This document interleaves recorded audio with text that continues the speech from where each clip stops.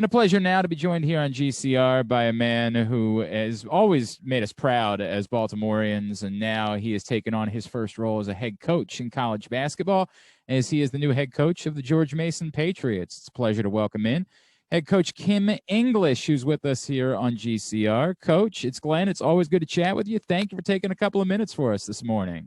Thanks for having me. Glad to hop on with you. Absolutely, man. All right, coach, take me back. When did you know? Like in your life, you had obviously a high level player.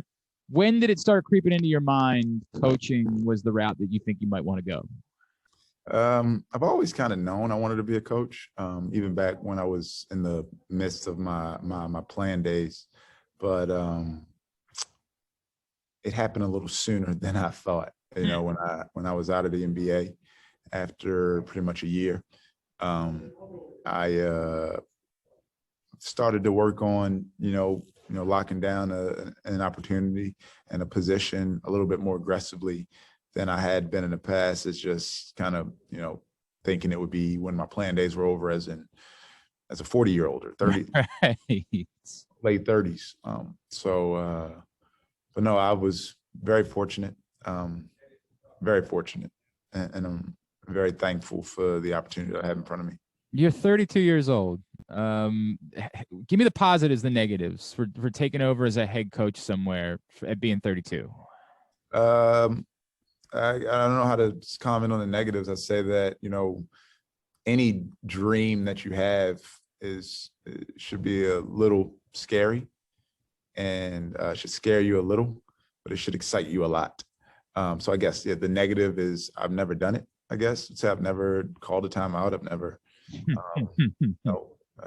I've never, ran up and down the sideline during a game. And, but the positives are, I think I understand our players intimately. I understand what they're feeling, what they're thinking, what they're seeing on the court.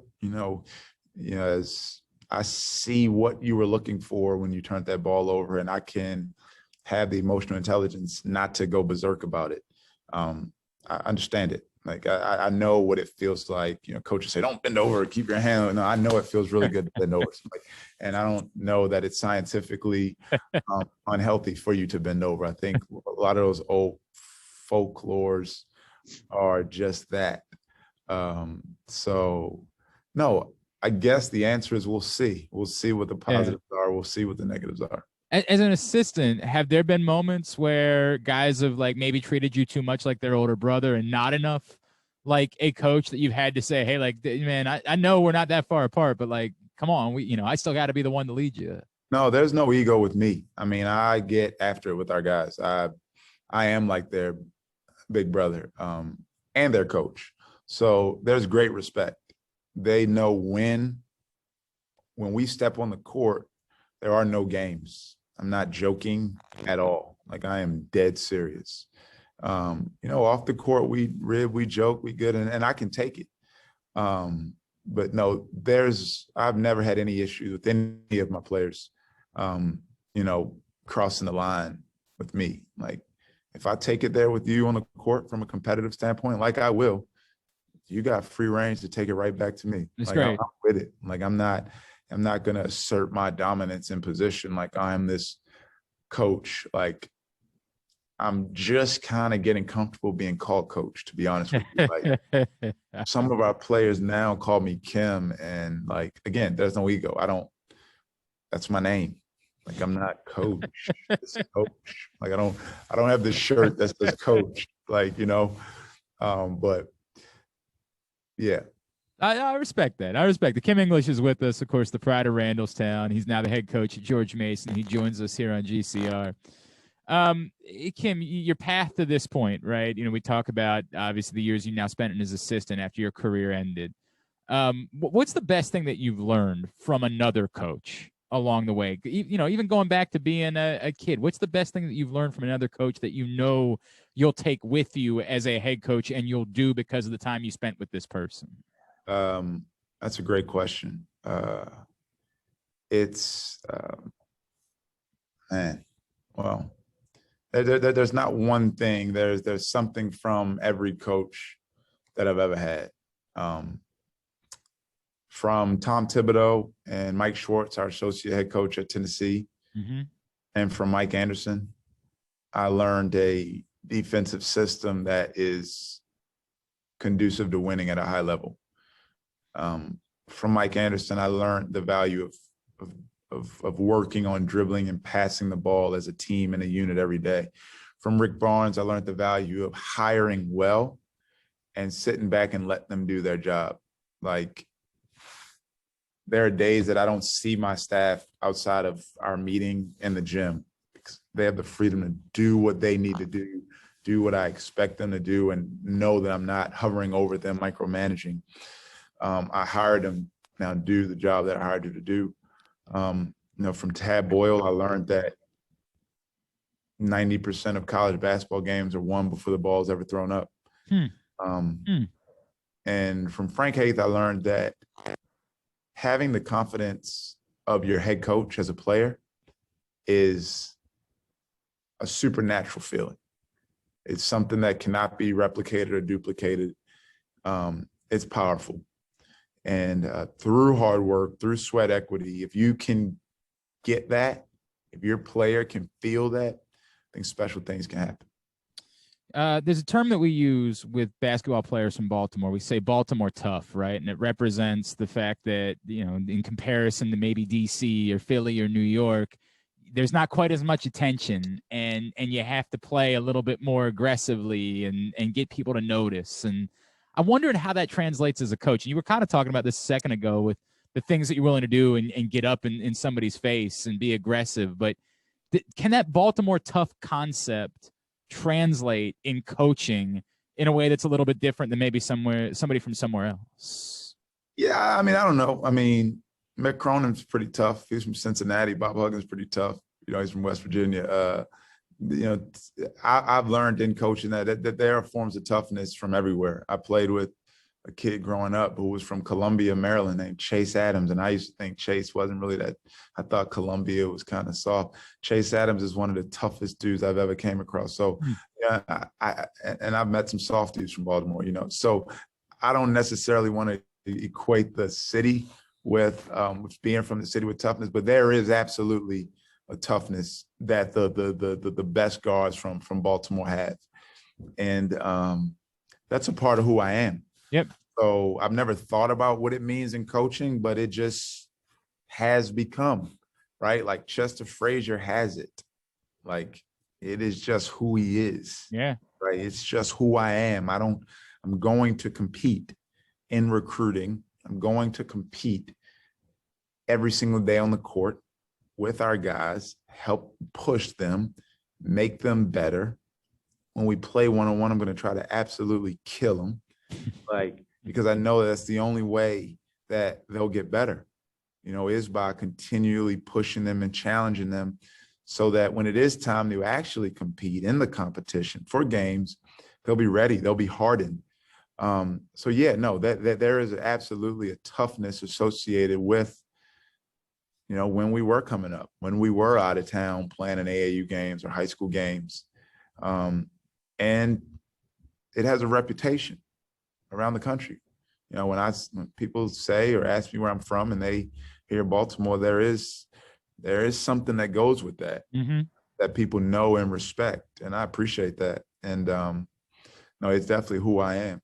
I think we've seen a lot of that from Daryl Morcell in the last couple of years. Some of that just relentless toughness. Tough as nails, great defender. You were talking a minute ago about your staff, and I think a lot of people know Dennis Felton, and locally, Dwayne Simpkins is someone that has meant a lot to a lot of people in this area for a long time. How important was it to have those local ties in putting your staff together, and particularly Dwayne? Not a lot of guys, stick around, in situations like this. Can you tell me about how that came together? I thought it was when I took the job. I was really looking at wanting to hire someone specifically with DC ties. Like, I'm good in Baltimore. I'm fine. I really wanted to identify someone with strong ties in DC, but as I got closer to it, I was like, but there was a but. I really wanted to have someone that I could trust deeply and know had my back.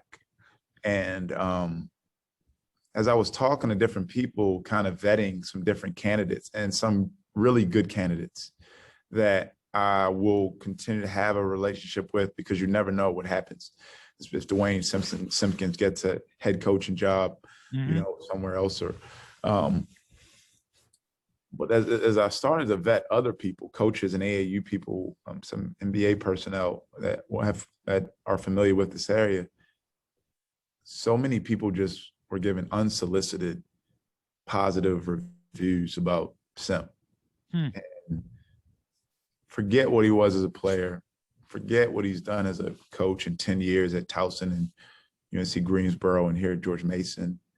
But as the person, like, just absolutely raved about him as a person.